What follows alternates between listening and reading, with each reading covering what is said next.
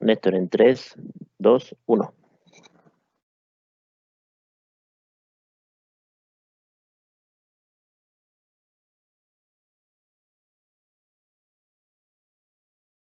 Hola a todos, muy buenas tardes. Con mucho agrado les doy la bienvenida a la tercera parte de este primer ciclo de charlas organizado por la Escuela de Turismo de Duoc UC, sede San Bernardo. Antes de empezar, les recuerdo que en todo momento podrán escribir sus preguntas en el panel dedicado para esto, las cuales serán contestadas al final de la presentación. Hoy, nuestro expositor, Bernardo Pardo Pérez, compartirá con nosotros un importante tema en relación con el turismo y la superación de la pobreza. Bernardo es director regional de la Fundación para la Superación de la Pobreza en la región de la Araucanía, biólogo marino de la Universidad de Concepción con doctorado en Medio Ambiente y Espacios Litorales en la Universidad de Cádiz, España. Cuenta con más de 20 años de experiencia en intervenciones sociales en contextos complejos, multiculturales, en diversos territorios del país. Se ha especializado en derechos humanos, gestión global del riesgo y políticas públicas de prevención de desastres en América Latina y el Caribe, en la Fundación Henry Donant. En el ámbito público, ha liderado procesos de planificación territorial con poblaciones vulnerables y o en condiciones de conflicto, comunidades indígenas, poblaciones rurales y urbanas y asentamientos de pescadores artesanales. Con experiencia también en el área académica, donde se ha desempeñado como docente de pregrado en diversas universidades e institutos profesionales en las áreas de ingeniería ambiental, ingeniería turística, enfermería, tecnología médica y medicina, en programas de posgrado en temática de salud pública de la Universidad Mayor y Derecho Internacional Indígena en la Universidad Católica de Temuco. Le damos la más cordial bienvenida entonces y dejo con ustedes a Bernardo Pardo.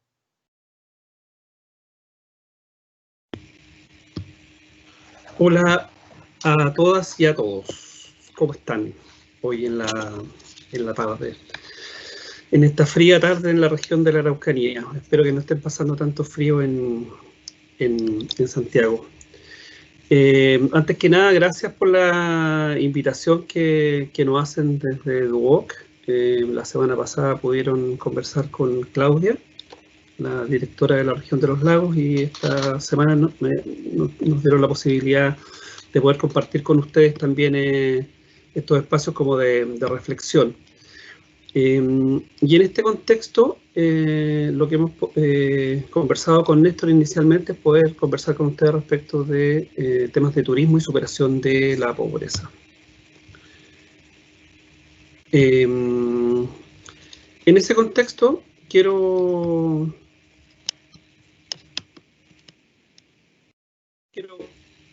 hacer un breve resumen seguramente de lo que ya vieron con Claudia la semana pasada. La misión institucional de la Fundación: nosotros somos una institución privada con fines públicos, cuya misión básicamente tiene que ver con promover mayores grados de equidad e integración social en el país, con la finalidad de que esto asegure el desarrollo humano y sustentable de las personas que viven en situación de pobreza.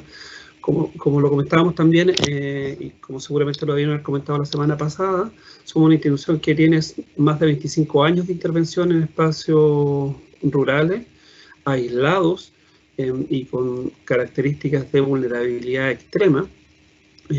Anualmente contratamos cerca de 300 profesionales con diversos niveles de expertise. También contratamos gente del área turística asociada a nuestras intervenciones. Bueno, más adelante ustedes van a poder y vamos a poder evidenciar en conjunto por qué. Somos una institución privada sin fines de lucro que se crea el año 94. Creemos que superar la pobreza que experimentan los millones de chilenos y chilenas en nuestro país es un desafío de equidad, integración y justicia social. Y desde ese punto de vista, creemos que efectivamente como Estado, todos como Estado, no solo desde el Poder Ejecutivo, sino desde la sociedad civil también, todos tenemos la responsabilidad de enfrentar el desafío que es superar la pobreza. Desafío que se nos pone cuesta arriba en este periodo tan complejo primero de crisis social y hoy día de crisis sanitaria que vivimos. Y desde este punto de vista también apostamos a contribuir a superar esta pobreza promoviendo mayores grados de equidad e integración social. Efectivamente, la situación de pobreza que hemos vivido durante los últimos años, y sobre todo en periodo de postdictadura, lo que ha generado efectivamente tiene que ver con una gran brecha y grandes procesos de inequidad. Y desde ese punto de vista entendemos que avanzar en procesos de equidad efectivamente y de integración social, efectivamente lo que va a hacer es promover a superar este fenómeno. Y desarrollamos nuestro quehacer bajo dos líneas de trabajo. Uno, enfocado en los profesionales, y lo otro, enfocado básicamente en los grupos humanos con los que trabajamos. ¿Qué hacemos? Hacemos una intervención en función de 4 grandes ejes estratégicos. Primero, a través del programa Servicio País, y ahí yo quiero que más adelante podamos conversar en función de una experiencia en particular. A partir de propuestas país que oficia como una suerte de observatorio en terreno. Lo que hacemos ahí básicamente es ir recopilando algunas experiencias, haciendo estudios en base a temas de pobreza. También vamos a hacer mención a un estudio que hicimos en la región de la Araucanía. Tenemos una línea que tiene que ver con cooperación internacional. Mucho de lo que hemos hecho en el país, el proceso de aprendizaje que hemos levantado como institución, hoy día se está replicando en países como Guatemala, como Paraguay, bajo la lógica de poder replicar esta experiencia. Cuando hablo de la experiencia, es la experiencia que ha tenido la Fundación en la implementación del programa Servicio País en otros países de Latinoamérica, entendiendo que estas experiencias tienen más sentido cuando son cooperaciones sur-sur, y no necesariamente cuando son cooperaciones desde el hemisferio norte. Y bajo esa lógica hemos apuntado nuestras estrategias de intervención. Y también bajo la lógica de comunicar lo que se está haciendo y sensibilizar a la ciudadanía en temas de pobreza, en la línea más bien de la comunicación. ¿Cómo hacemos esta intervención? Nosotros tenemos una estrategia que tiene que ver básicamente con conectar, activar y visibilizar a las comunidades y sus recursos con las oportunidades que ofrece el propio contexto. ¿Qué quiere decir esto? Identificamos grupos humanos en los territorios, activamos los recursos que ahí existen, y una vez que están identificados esos grupos humanos y activados, logramos conectarlo con la estructura de oportunidades que puede ser pública o privada, ¿no? La idea efectivamente es poder avanzar hacia un país mucho más justo y solidario. Y esta estrategia de intervención tiene 4 etapas, y quiero que nos quedemos un poco con ello porque de una u otra forma es parte de lo que vamos a conversar hacia adelante también, y cómo abordamos este desafío de superar pobreza y cómo además vemos particularmente en el turismo una oportunidad para poder abordar o combatir el fenómeno de la pobreza. En la primera etapa, cuando llegan los equipos profesionales, en lo que nosotros hemos denominado la fase 1, lo que hacemos es que instalamos un vínculo significativo con las comunidades activas. Esto tiene que ver básicamente con que los profesionales o los equipos lleguen a trabajar, se vinculen con grupos humanos que están priorizados, que planifiquen un formato, una estrategia de intervención y que hagan una ejecución y evaluación participativa de ciertos proyectos que son valorados por la comunidad. ¿Por qué creemos que tienen que ser valorados por la comunidad? Porque entendemos que eso es lo que hace el fiato entre estos asesores técnicos nuevos, externos al territorio, y las personas que hoy día viven en esos territorios. Posteriormente, una vez que esa etapa se ha superado, avanzamos hacia lo que hemos denominado el escalamiento asociativo. En esa lógica, lo que hacemos es que impulsamos diversas iniciativas entre los grupos que habitualmente no están relacionados entre sí, pero que eventualmente podrían tener una lógica más bien colaborativa. Y se transita desde proyectos que están asociados a problemas un poco más inmediatos, a proyectos que nos van a permitir encarar desafíos más complejos y que hoy día están en el territorio y que claramente van a exigir modalidades distintas de relacionarnos. La fase 3 implica lo que nosotros denominamos, o es lo que denominamos el escalamiento estratégico, y lo que planteamos ahí básicamente es, con los grupos humanos que identificamos en los territorios, poder diseñar un plan de trabajo que sea inclusivo. Y cuando hablamos de un plan de trabajo inclusivo es porque entendemos que además la pobreza se tiene que abordar de manera integral en el territorio, donde todas las personas son las convocadas a poder avanzar en función de superar la pobreza. Hoy día una de nuestras observaciones que hacemos a las políticas públicas es que en la mayoría de los casos las políticas públicas están enfocadas en las personas, en los individuos, y no necesariamente en los grupos o en los grupos ciudadanos. Y eso hace que efectivamente el proceso de salida o no de la situación de pobreza finalmente termine siendo muy seccionado. Y claro, efectivamente lo que se logra es que una persona, desde el punto de vista, por decirlo así, desde el punto de vista como del RUT, logre salir de la situación de pobreza, pero no necesariamente su familia, y menos el grupo humano con el que está asociado. Desde ese punto de vista creemos que este escalamiento estratégico debería apuntar a que la intervención logre propiciar que toda la población que está en el territorio logre salir de esta situación de pobreza y avance hacia un desarrollo que efectivamente no deje a nadie en el camino. Y finalmente estamos frente a la fase de consolidación estratégica, que lo que hace es que permite que los profesionales apoyen técnicamente un portafolio de proyectos y que de una u otra forma traspase ciertas competencias con la finalidad de dar más autonomía a las comunidades. Desde ese punto de vista, podríamos entender que una vez que hemos obtenido ciertos logros en los territorios y con los grupos humanos, el programa ya no tiene la necesidad de estar ahí. Desde ese punto de vista entendemos que podríamos mirar otros territorios con la finalidad de seguir replicando este formato de trabajo. Ahora, ¿por qué apostamos a que este modelo es interesante? Primero, porque entendemos que la pobreza no solo tiene que ver con el tener. Hoy día, todas las políticas públicas, y seguramente lo han visto en los medios hoy día, son políticas públicas que lo que buscan básicamente es generar una inyección de recursos. Nosotros entendemos que si bien eso hoy día tiene una urgencia, es necesario también abordar la pobreza desde otros niveles o de otras dimensiones. Las personas tienen que tener la posibilidad de ser, de estar y también de hacer. Y centramos nuestra energía en lo que denominamos hoy día la pobreza en el hacer. Hoy día los grupos humanos no necesariamente cuentan con competencias que les permiten tomar decisiones respecto de poder salir de la situación en la que están.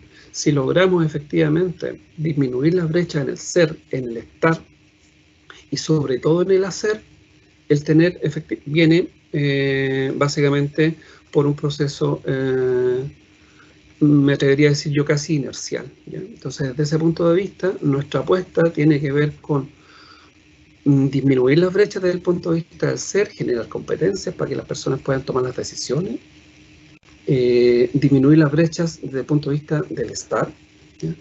Desde el hacer, que ellos puedan efectivamente poder abordar sus propios desafíos y finalmente que eso redunde en abordar esta dimensión más bien del tener. Hoy día cuando uno mira la forma donde como el Estado ha medido la pobreza, la mayoría de los indicadores, y hasta el 2013, la medición de la pobreza se basaba en el ingreso. Hoy día tenemos un formato, una fórmula de medir la pobreza desde un punto de vista multidimensional. Y eso, de una u otra forma, lo que nos permite también es ver estas otras dimensiones.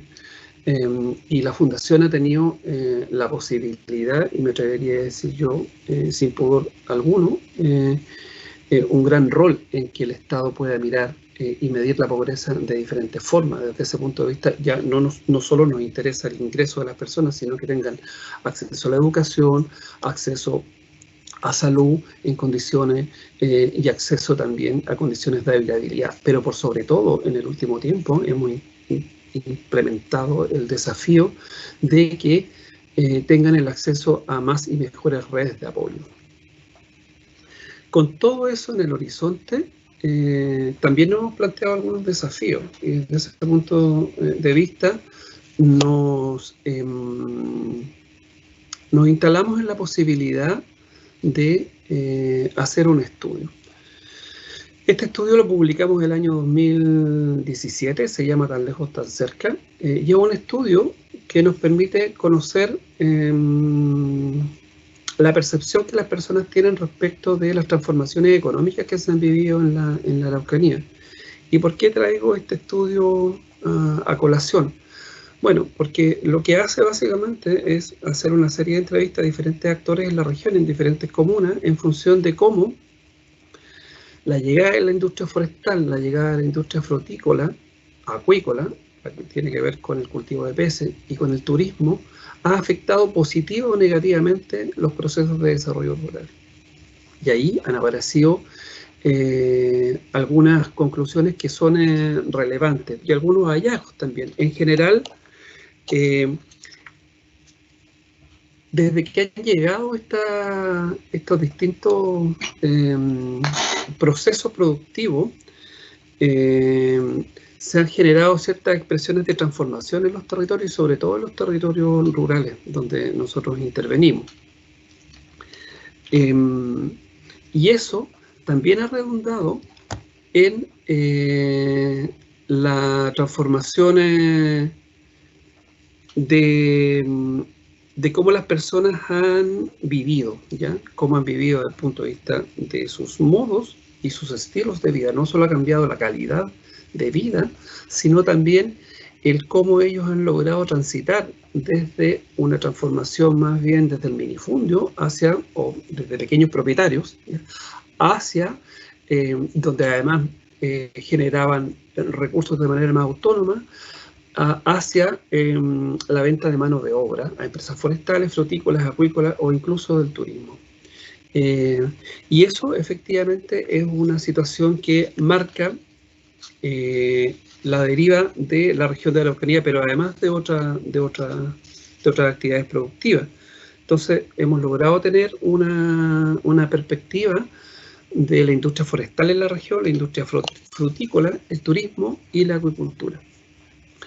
También el estudio nos ha permitido mostrar que se está frente a un modelo de desarrollo económico que es sin condiciones. Explicado de buena forma, en definitiva estos territorios han tenido que subirse a un proceso que hoy día se viene construyendo como Estado y que no necesariamente han estado preparados para ello.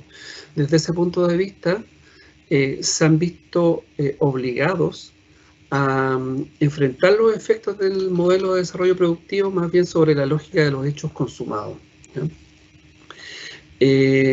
Por otro lado, el estudio también nos ha permitido constatar que existen ciertos riesgos o conflictos socioambientales que se expresan en esos territorios y que de otra forma han puesto en riesgo los satisfactores habituales. Por ejemplo, los niveles de calidad de vida efectivamente se ven bastante afectados en función del desarrollo de las diferentes actividades agrícolas, o sea, las diferentes actividades productivas.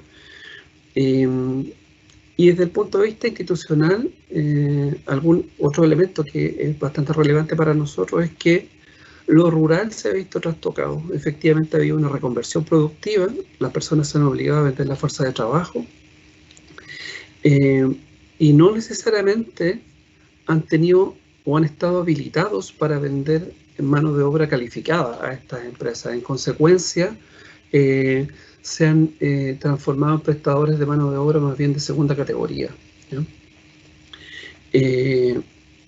Y finalmente, también esto ha generado un efecto secundario, y yo me atrevería a decir que bastante vinculado a temas del turismo, y es que algunos grupos se han visto obligados a generar, producto de las propias políticas públicas, estrategias para seguir manteniendo o generar microemprendimientos ligados al mundo rural, ¿ya? Esto que hasta hace mucho tiempo era bastante extraño, se ve fortalecido, ¿no?, por políticas públicas que han permitido que las personas vayan viendo en el turismo una oportunidad básicamente de desarrollo. Ahora, la pregunta es, ¿turismo en qué condiciones y qué condiciones genera el Estado y el mercado para que esa actividad se desarrolle? Nos vamos a quedar ahí un rato con esa idea porque quiero seguir mencionándole algunos de los otros hallazgos que encontramos en este estudio. Primero,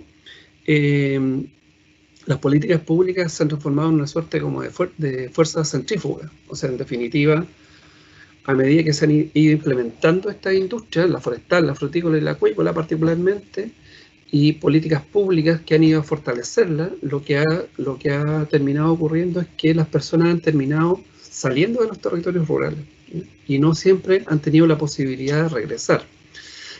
Hacer una salvedad ahí porque posiblemente el turismo sí ha dado ciertas condiciones para que ese retorno se genere, ¿no? Otro elemento interesante también es que las mujeres se han ido empoderando en un contexto que es inminentemente conservador desde el punto de vista de la preponderancia masculina en el mundo de lo rural. Y ahí, porque efectivamente las mujeres al no migrar se han generado en verdaderas sostenedoras de los espacios rurales. Y finalmente, mencionar también que en este contexto se ha generado una reconstrucción y un reconocimiento de la identidad, y posiblemente uno de los subsectores productivos que ha logrado tomar esto como una mejor oportunidad, efectivamente el sector del turismo, porque muchas de las iniciativas turísticas que se dan en los territorios efectivamente se anclan a estas recuperaciones de identidad cultural. Entonces, claro, efectivamente el estudio nos muestra una región y un espacio rural que sufre ciertos niveles de abandono en función de la instalación de ciertas estructuras jurídicas administrativas que potencian la instalación de ciertos subsectores productivos, pero donde el turismo también se transforma en una oportunidad, no solo de batallar contra estas fuerzas centrífugas, sino también de ver la posibilidad de que de una u otra forma se vayan reforzando ciertos procesos de encadenamiento cultural en los territorios. Se queda la gente más antigua y esos elementos culturales que se iban perdiendo y de una otra forma se iban diseminando. Hoy día podrían ser recuperados y anclados a personas más jóvenes que están volviendo a los territorios. La pregunta entonces es, ¿cuál es el rol de los profesionales y técnicos de turismo en el desarrollo de la actividad? Si vemos una actividad turística vista como las 4 típicas etapas, que es de diagnóstico, el diseño de la experiencia, la implementación y la mantención, podríamos no necesariamente tenerlo tan claro. Nosotros creemos que hemos logrado caminar hacia responder esta pregunta en cada una de las etapas. Y mi intención es poder invitarlo. Quiero compartir un video con ustedes que nos permita ver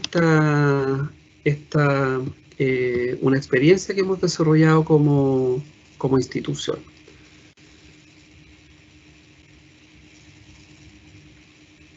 Aquí lo que necesito es que puedan decirme si estamos en la pantalla para poder ver el video. Bernardo, todavía no. Ya, dame un segundo entonces.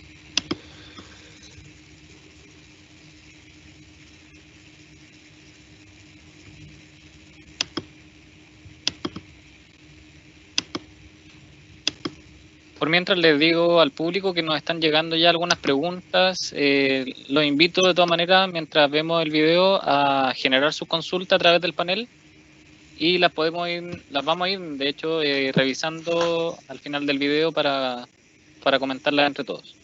Por favor. ¿Ahí sí está con la imagen? Sí, ahora sí. A ver, déjame ver, disculpen, ¿no? Las tecnologías estas nos pillan a todos, así que quiero evitar cometer errores.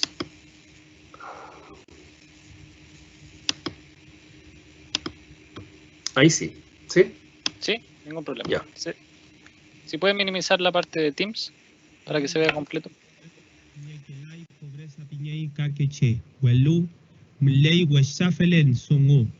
Tufachi sungu miawun norlai tain lof tain mongen y tofil mongen meu café.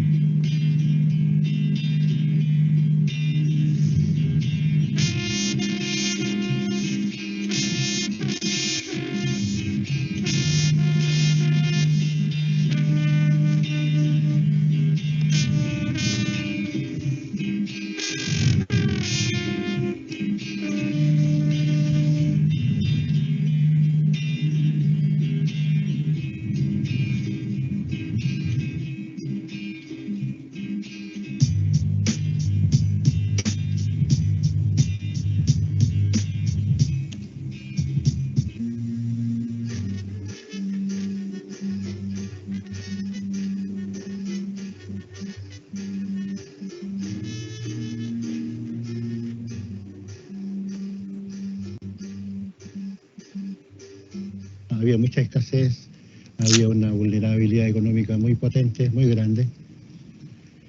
Y observaba yo en esos tiempos cómo la pequeña agricultura que hacíamos, la pequeña ganadería que hacíamos, no bastaba para vivir una vida un poco más digna, una vida un poco con una solvencia económica un poco más razonable, que digamos. A los 5 años nosotros vivíamos en La Ruca con mi familia y era bonita la vida porque compartíamos mucho, había mucha conversación, mucho contacto con la naturaleza, no había tampoco agua en llaves, íbamos a buscar agua en vertientes, íbamos a bañarnos al lago, pero una infancia bien bonita. Digo yo, pobreza en este aspecto material más que nada, no así en el tema cultural, social, espiritual, somos potentes.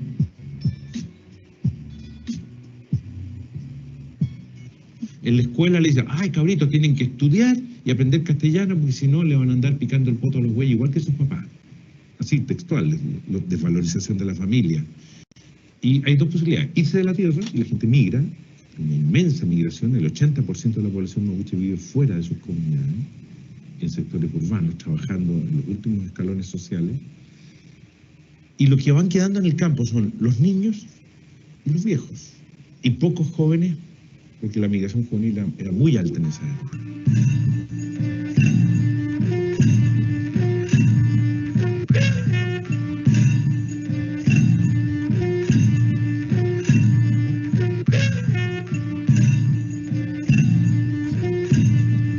La intervención de la DIBUDI pasa por 3 fases concretas. La primera de ellas tiene que ver con identificar cuáles son las demandas y necesidades de las comunidades que están involucradas en este proceso. Y dentro de ellas se levantan todos los satisfactores que no están cubiertos. Y por lo tanto empezamos a recorrer la comuna. Tuvimos la oportunidad de hacer un diagnóstico bastante cercano a la gente, porque la gente misma nos llevaba, nos iba a buscar, nos invitaba a tomar mate, etc. Y después con las instituciones acá en Temuco hicimos más o menos lo mismo. Y como nosotros que tenemos la habilidad para hacer los proyectos, podemos ayudarle también a las instituciones a que calce la necesidad con el financiamiento. Servicio País jugó un rol fundamental porque traía capacidad de gestión. El gran problema de Saavedra, por ejemplo, y de Teodoro Schmidt como municipalidad era la nula formación de sus líderes, súper paternalistas, de dar cosas, regalitos, pero no entendían lo que era un problema de reconstrucción de tejido social, de nada, muy poco vínculo con las universidades. Entonces, Servicio País produjo un diferencial ahí.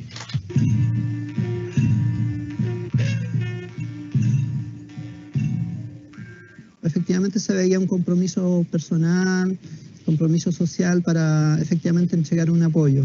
Y eso se veía reflejado en la forma como ellos desarrollaban su trabajo, y el trabajo participativo, en poder visitar a las familias, poder sentarse con ellos y poder de alguna manera conversar su idea y empezar a entregarles algunos apoyos en orientación específica según los rubros que ellos apoyaban.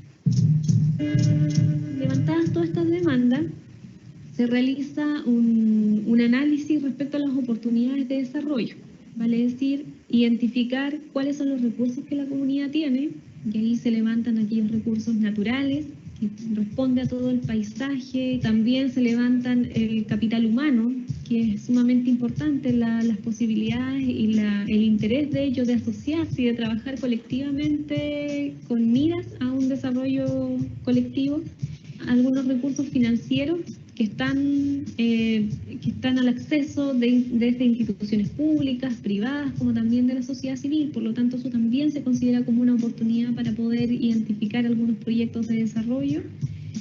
Se contabilizan también todo el valor cultural que la comunidad tiene. Ya al ser una comunidad mapuche, hablantes de mapuzungún.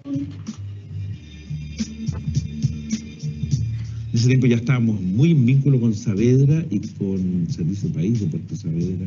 Habían llegado profesionales, venían mucho a Puerto, nos encontrábamos, teníamos mucha convivencia con mucho profesional que andaba por la zona dando vueltas, ¿no? Y nos sentamos y decíamos, ¿qué se puede hacer aquí? ¿Qué se puede hacer? Y al final dijimos, ¿qué es lo que hay aquí? Belleza, silencio, aire limpio, aves, agua maravillosa, darse un paseo en un bote por este lago. Nos dimos cuenta que eso es lo que más nos fascinaba del lugar. Entonces dijimos, oye, ¿y alguien no le da? Y ahí empezó la pregunta por el turismo. Hicimos un diagnóstico uno de los veranos, que nos conseguimos la fotocopia en el Sendatur, me acuerdo. Vamos a preguntarle a la gente que viene aquí por qué viene aquí, si al final ellos son los que saben. Entonces ahí aprovechamos a hacerle la encuesta a la gente en la balsa. Y yo me acuerdo, no me voy a olvidar que en eso llegó una persona y ellos nos dijeron que venían de Alaska y que venían a ver pájaros. Sí, así como, ¿por qué vienen a ver pájaros aquí si en Alaska hay una cantidad interesante de pájaros?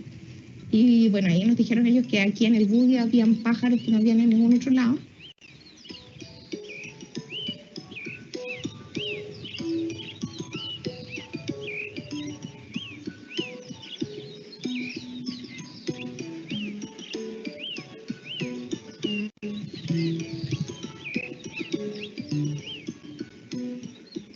Entonces ahí había un potencial grande, sin saber lo que podíamos hacer.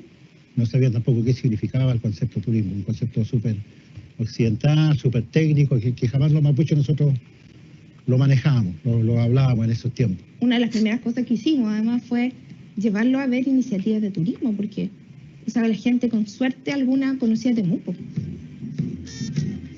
Justamente en el año 98 me recuerdo bien que participé en este seminario, y de ahí donde llega un profesional muy joven y que habló del concepto turismo. Y él nos decía que con el turismo podemos crear unidad de negocios. Ese famoso concepto queda muy grabado en esta cabecita. Hoy en esos años que estamos conversando, el turismo no se sabía para nada de turismo. Aquí no sonaba nada de turismo. Y algunos me dijeron, chuta Mauricio, nosotros no sabemos qué significa el turismo, qué será turismo. ¿Será con el turismo van a llegar Huinca? Me dijeron así, con esos términos. Gente gringa, me dijeron, y no será que con el turismo vamos a ser invadidos nuevamente como nos han invadido, nos han quitado las tierras, y hoy en día tenemos tan pocas tierras, y producto de eso tenemos la pobreza hoy en día. ¿Será que va a ser bueno si hacemos turismo, si nos abrimos al turismo?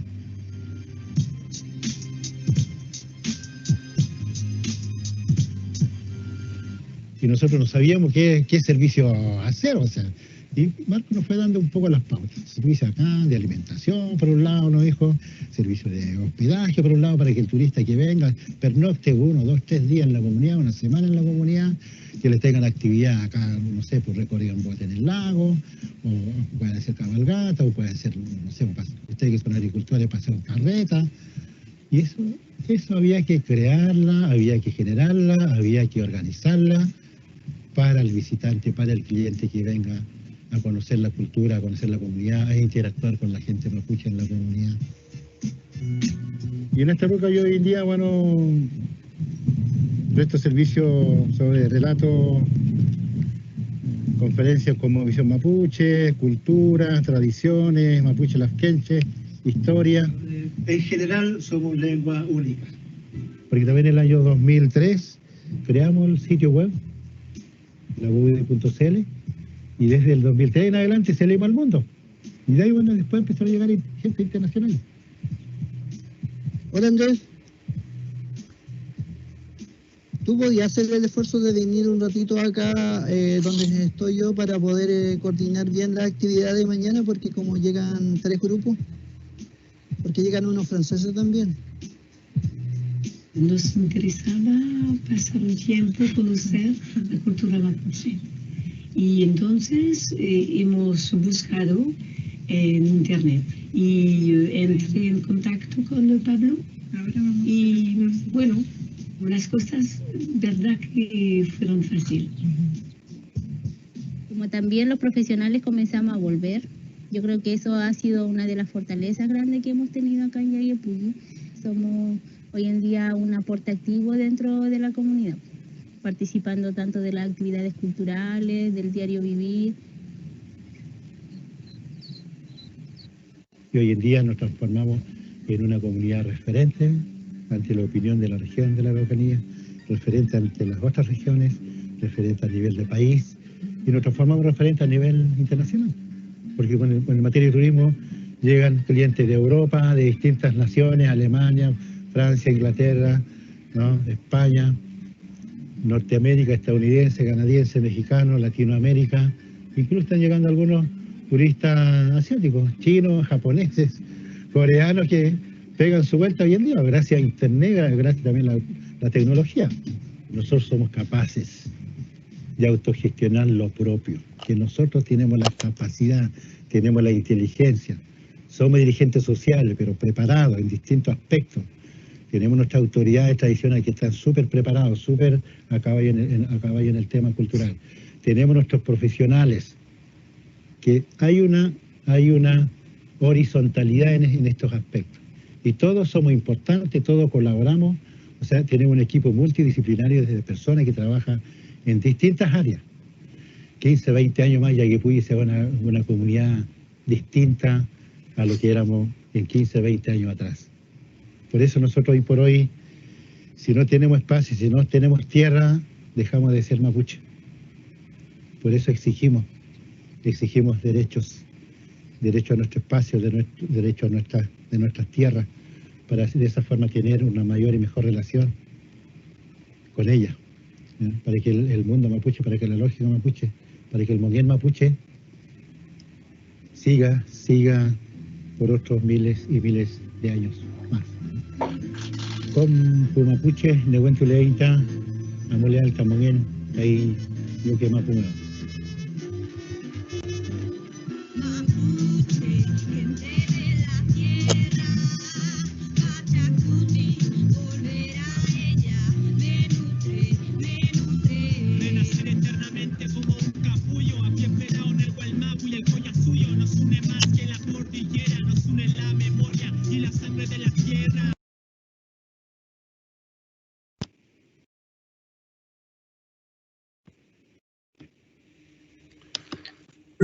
Ese era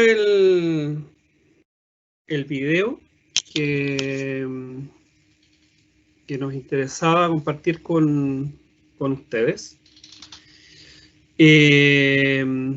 Bueno, se muestra, creo yo, una experiencia. Me quedaría en las palabras que plantea Mauricio el dirigente. Es una experiencia que claro, tiene su origen en el año 97, y él entiende que esta experiencia debería asentarse durante un periodo de por lo menos 20 años, o 20 o 30 años. Él dice, hoy día no somos lo mismo que éramos 15 años atrás, y yo espero que en los próximos 15 años Yaguepulli sea algo diferente, ¿ya? Entonces yo también los invito a ver los procesos de desarrollo social como con este horizonte, ¿ya? Ahora, efectivamente, nosotros como institución tenemos la convicción de que esto se logra en función de algunas actividades y algunas actividades productivas que claramente son un poco menos invasivas y que de una u otra forma requieren que las personas que participan de ellas se hagan parte de estos procesos, ¿ya? Y vuelvo un poco a la pregunta que le hacía al inicio del video, ¿ya? ¿Cuál es el rol de los profesionales y técnicos de turismo en el desarrollo de la actividad? Nosotros tenemos la convicción de que este rol cambia en función del diagnóstico, el diseño de la experiencia, la implementación y la mantención del proyecto. Pero indudablemente los profesionales y técnicos del ámbito del turismo tienen un rol distinto. Posiblemente en el diagnóstico, el año 97 tuvieron un rol un poco más reducido, porque tampoco existía el soporte ni la provisión de profesionales del área turística como existe hoy día. En la mayoría de los casos, los profesionales del área de turismo con los que nosotros trabajábamos estaban siendo pensados más bien en profesionales o técnicos en el ámbito de la administración, ¿ya? Y de hecho de la administración hotelera, ¿ya? Muy poco profesionales y técnicos tenían competencia en el proceso como del diseño del producto turístico. Estamos hablando del año 1997-2000, ¿ya? Sin embargo, habían sí profesionales del área de la ciencia económica que conocían el tema tangencialmente y que lo fueron estudiando, y desde ese punto de vista, claro, proveyeron mucho soporte profesionales que provenían del ámbito público, del ámbito privado, de las organizaciones no gubernamentales como nosotros, ¿ya? Sin embargo, no habían competencia a nivel local. En el diseño de la experiencia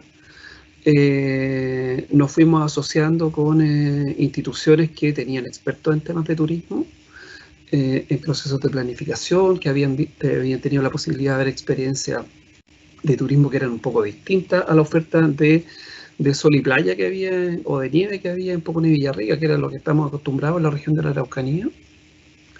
Y comenzó un proceso de formación hacia los profesionales en el ámbito de lo público. Y en el proceso de implementación, yo me atrevería a decir que esta región en general ha invertido bastante en la formación, y en la mayoría de los casos lo que ha ido ocurriendo es que los municipios han ido contratando profesionales y han ido formando grupos de profesionales que tienen expertise en temas de turismo. Hoy día nosotros trabajamos con 7 municipios, y en todos los municipios donde trabajamos hay una oficina de turismo que está a cargo de un profesional o de un técnico en el ámbito del que sea formado en el ámbito del turismo. Ahí hay un nicho muy interesante también. Bueno, y en el proceso de la mantención, hoy día estas comunidades no solo han dependido de los externos, sino que, como también lo veíamos en el relato del video, los hijos de los dirigentes han decidido ir formándose en el ámbito más bien de tipo turístico, ¿ya? Y eso es relevante, porque en definitiva entendemos que ahí lo que se ha logrado hacer es que se han traspasado las competencias a los territorios se han hecho cargo de eso. Este proceso centrífugo que genera la política pública en el ámbito del turismo, particularmente en este tipo de experiencias, ha terminado siendo una fuerza más bien centrípeta que ha convocado jóvenes, y algunos no tan jóvenes, que han migrado, pero que han visto en esto una oportunidad para el retorno. Y también ha sido un espacio que es visto por técnicos y por profesionales en general de la región, también como una oportunidad. Entonces hoy día el desarrollo turístico no solo nos permite en la región de la Araucanía pensar un poco en Villarrica, en las playas, en los centros de esquí, sino que también nos permite y nos invita a ver lo que está pasando en las comunas rurales de la región, porque entendemos que ahí efectivamente es donde se van a instalar los procesos diferenciadores, ¿ya? Donde además, personalmente y desde la institución, creemos que los jóvenes tienen un rol fundamental.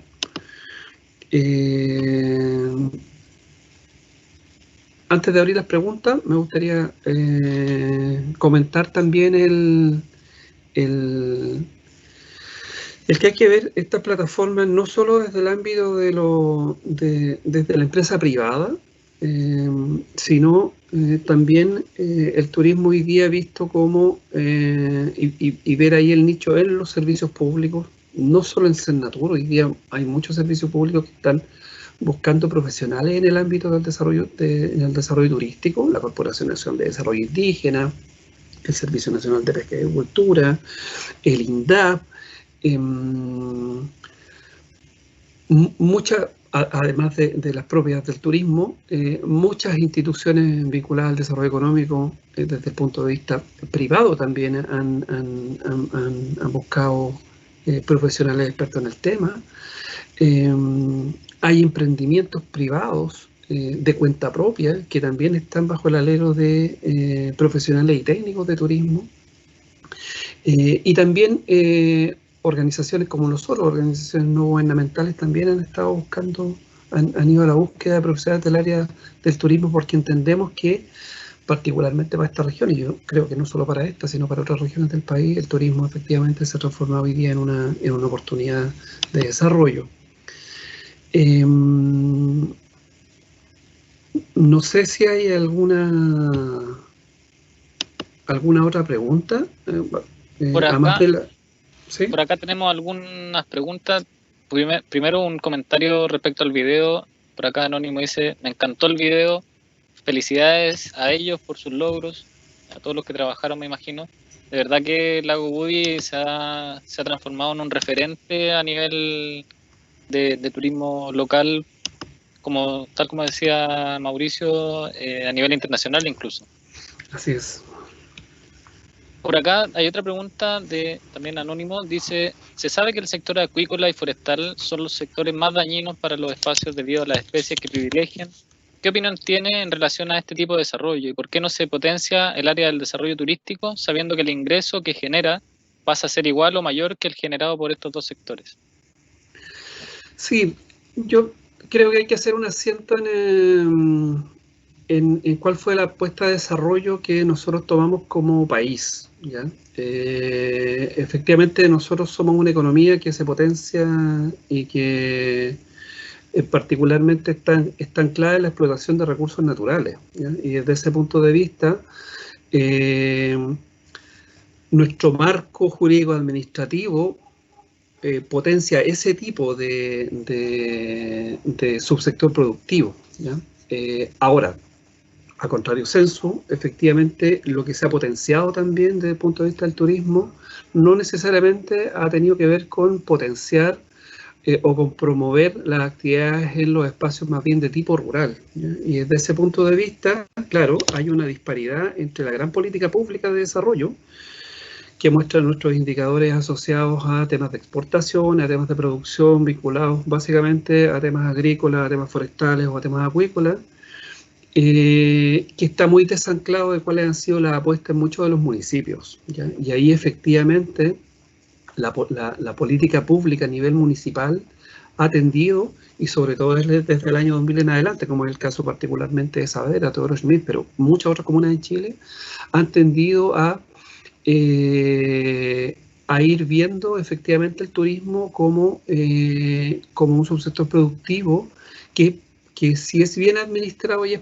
bien planificado, puede de una u otra forma generar un círculo virtuoso, entendiendo que podríamos tener pequeños proveedores de servicios asociados a grandes experiencias de turismo en los mismos territorios, o eventualmente generar ciertos circuitos de oferta que en definitiva nos pueden exponer, en el buen sentido de la palabra, a vivir experiencias de turismo bastante distintas. Ahora, hay que abordar eso desde el punto de vista de la política pública en función de disminuir las brechas respecto de lo que tiene que ver básicamente con el tema de los servicios básicos. Esta es una región donde casi el 20% de la población no tiene agua potable y tampoco tiene servicios sanitarios resueltos, ¿ya?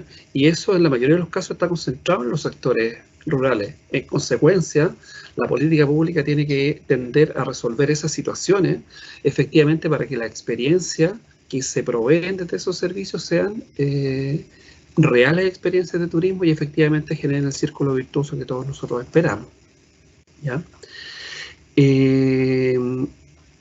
Eso como respuesta frente a esa pregunta. Perfecto, muy claro. Acá tenemos otra pregunta. Dice: a partir de la experiencia de la Fundación, ¿cuál podría ser la crítica a las políticas públicas para que el turismo sea efectivamente un aporte a la superación de la pobreza en sus diferentes dimensiones, sobre todo pensando en un territorio intercultural como la Araucanía? Mira, en general, yo creo que hay una desconexión de la política pública en la realidad local, ¿ya? Y creo que la crisis social del 18 de octubre, pero además lo que hoy día estamos viviendo desde el punto de vista de la crisis sanitaria, y yo creo que nos expone efectivamente pone en evidencia la poca pertinencia que las políticas públicas tienen respecto de la realidad de un país que efectivamente frente a los macroindicadores se muestra como un país pujante, pero que en los indicadores más bien reales, y en los que vive el Chile profundo, como lo definimos nosotros, es un Chile bastante empobrecido. Desde ese punto de vista, nosotros tenemos harta fe en lo que pueda ocurrir con la promulgación de la Política Nacional de Desarrollo Rural, que ancla en lo rural los procesos de desarrollo, entendiendo que estos pueden proveer ciertos servicios a los espacios más bien urbanos, y también obliga a generar una nueva institucionalidad, que es un nuevo ministerio que articularía todas estas políticas públicas. Mirar el desarrollo de un Chile no solo agrícola, y aquí lo anclo al tema turístico también, ¿ya? Sino también pesquero o costero, creo que nos permite enfrentarnos a un desafío donde logremos tener, primero, políticas públicas mucho más pertinentes, pero además resolver la gran deuda que tiene el Estado respecto a los procesos de participación ciudadana. Si uno lograra construir efectivamente políticas públicas ancladas a procesos de participación, las políticas públicas claramente serían mucho más coherentes y se harían cargo de los dolores más sentidos por la ciudadanía y por los territorios no solo aislados, sino por el resto de los territorios. Claro, comprender en su totalidad el territorio y todas sus magnitudes. Así es.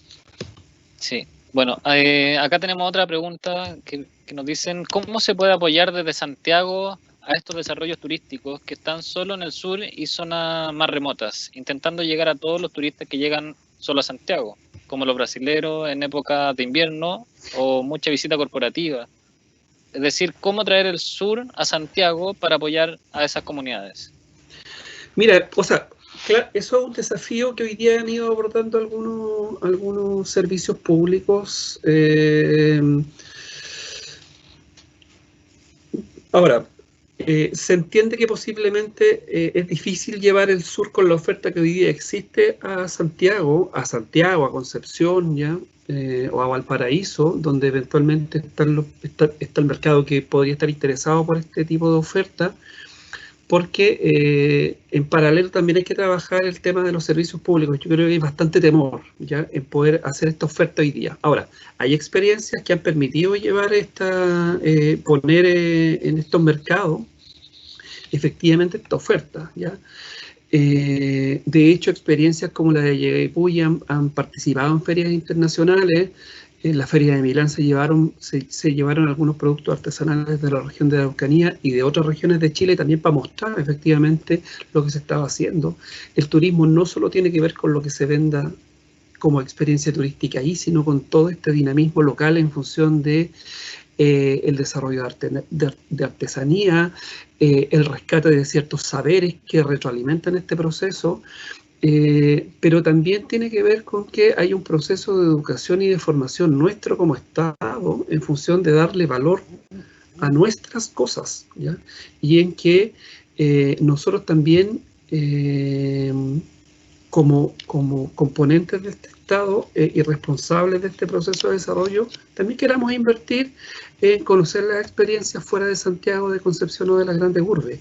Y ahí yo creo que los profesionales y los técnicos del ámbito turístico tienen un rol fundamental. ¿Cómo logramos hacer que esto también sea interesante y logramos hacerlo competir con las ofertas que hay desde otros países? Yo particularmente creo que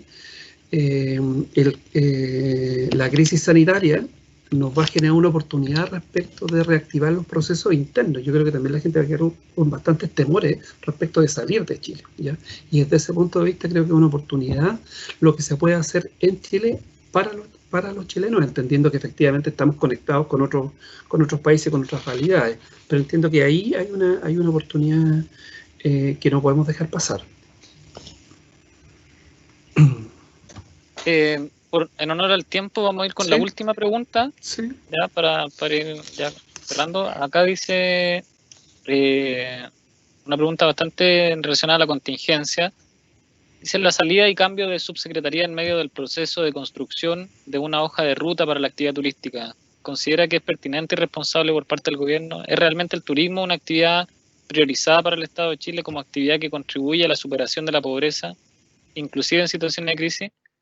Una pregunta bastante atingente al tema actual, Y claro, yo creo que lo preguntan desde el punto de vista de lo que han visto desde la fundación, desde las experiencias que tienen ustedes. Sí, mira, nosotros, nosotros creemos que hoy día, después del 18 de octubre y en el proceso de pandemia, hay otros elementos de políticas públicas que deben rescatarse. Entendemos que hay un proceso, entendemos que Chile no puede parar desde el punto de vista productivo, ¿ya? Lo tenemos súper claro porque, en definitiva, gran parte de la población hoy día no puede salir, y como no puede salir, no puede trabajar, ¿ya?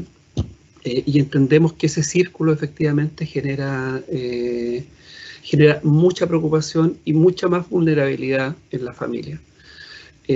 Sin embargo, y estando consciente de ello, creemos que hay un proceso de participación que debe activarse mucho más, ¿ya? La desigualdad en Chile tiene que ver con procesos de participación y la inequidad también. Y eso se activa, y la única posibilidad de activar eso es que la ciudadanía participe activamente de los procesos de construcción de políticas públicas, ¿ya? Entonces, tenemos una sociedad civil que está bastante dormida desde el punto de vista del proceso, desde el punto de vista de la participación ciudadana, y creo que ahí hay un rol fundamental. Hay que reactivar la participación que tenemos en las juntas de vecinos, en los espacios más locales, en los espacios que se abran desde las instituciones de educación superior, en los espacios que podamos abrir nosotros como organizaciones, como el tercer sector, como ONG. Y desde ese punto de vista, yo entiendo que efectivamente toda política pública que ayuda a la reactivación es potente, pero tiene que venir anclada a procesos de participación real, ¿ya? Yo no puedo consultarle a la gente qué es lo que piensa y como Estado o como gobierno tomar la decisión que yo creo que es la mejor, como si no hubiera escuchado a nadie. Y creo que eso hay que...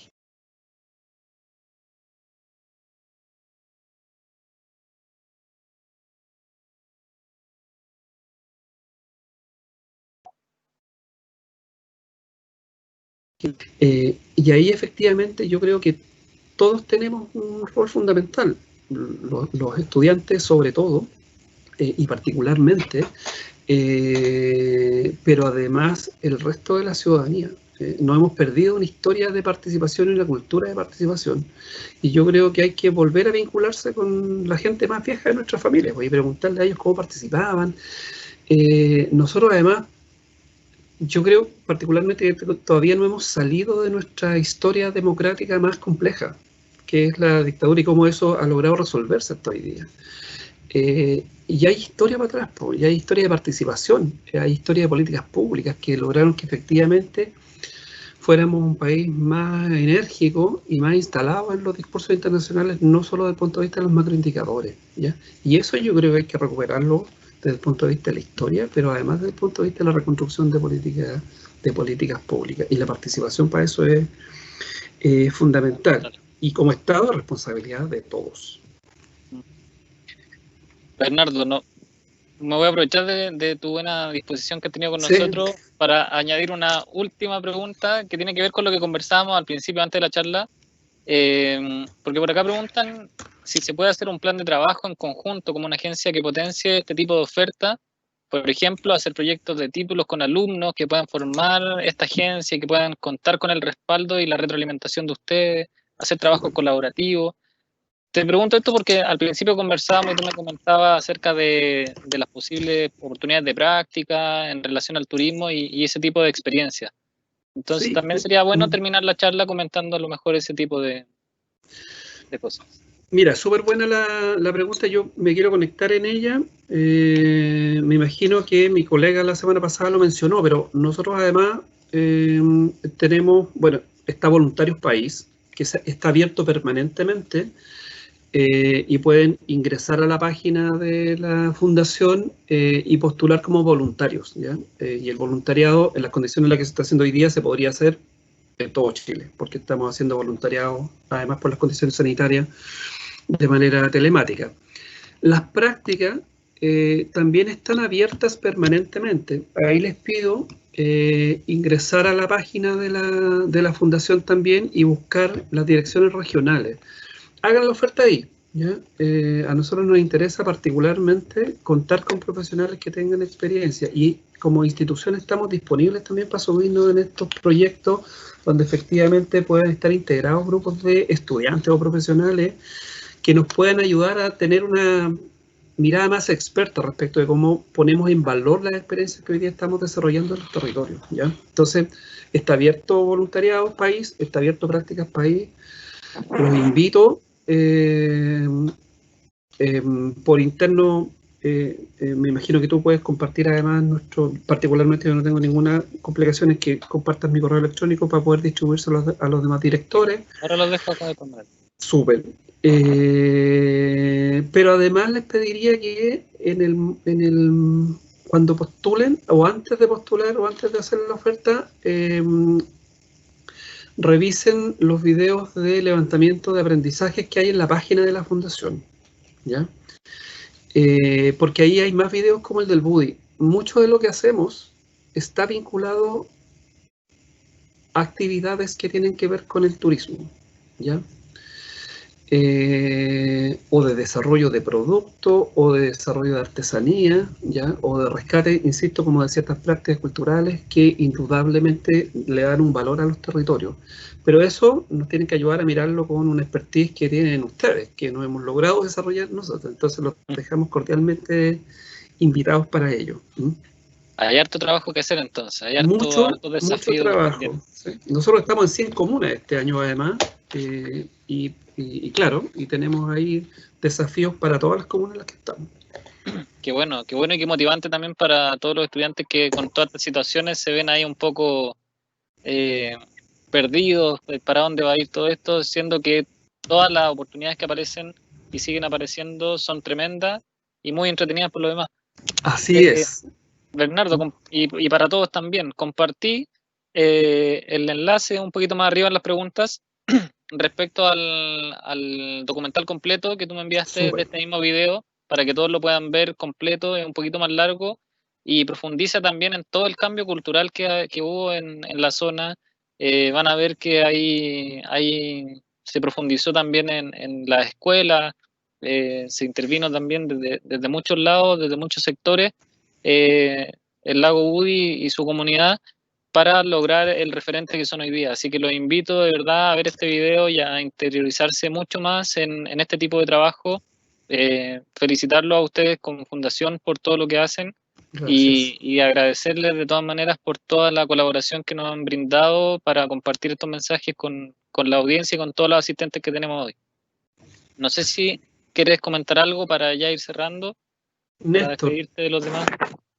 Néstor, o sea, antes que nada, gracias por la invitación. Para nosotros es toda una oportunidad poder conversar con estudiantes, por las cosas que hacemos particularmente con estudiantes de carreras relacionadas con temas turísticos. Ya efectivamente creemos que ahí hay una oportunidad para los espacios donde nosotros estamos, así que te agradecemos, te agradezco personalmente la posibilidad. Y disponible para poder conversar, para poder hacer otras revisiones, para poder comentar otros videos. Súper disponible para lo que puedas contar con nosotros. Agradecido a todos además por la paciencia.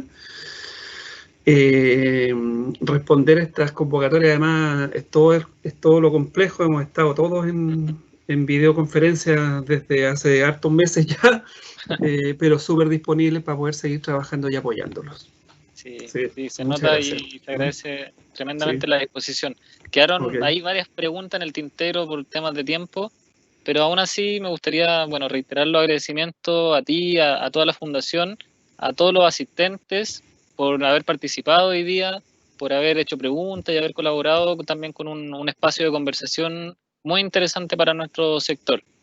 Me queda invitarlos a completar la encuesta que compartimos al principio del chat, ya en el panel de preguntas. Es muy importante que la puedan completar para que nosotros podamos observar sus comentarios y poder mejorar continuamente. Los dejo cordialmente invitados para conectarse con nosotros la próxima semana para cerrar este primer ciclo de charlas. Tenemos partida doble. El jueves 9 de julio a las 6 de la tarde va a estar con nosotros Andrea Cáceres, que es escaladora profesional certificada por la ENAM, ha participado también en algunas salidas de terrenos con nosotros, va a estar conversando acerca de los desafíos que enfrentaremos en las diversas actividades que componen el turismo aventura posterior a esta pandemia y cuando ya vayamos retomando la actividad turística. Y el viernes 10 de julio, un día después, nos va a acompañar también a las 6 de la tarde Juan Carlos Varas, administrador de empresas hoteleras, para concluir este ciclo con el tema la hotelería en tiempos de crisis. Reiterar los agradecimientos para todos los asistentes, mil perdón para, no sé si me escuchan, que tuvimos un problema ahí de conexión. Ahí sí. Reiterar nada más el agradecimiento por haber participado, agradecer a todos por su colaboración y haberse conectado y los esperamos en la próxima oportunidad.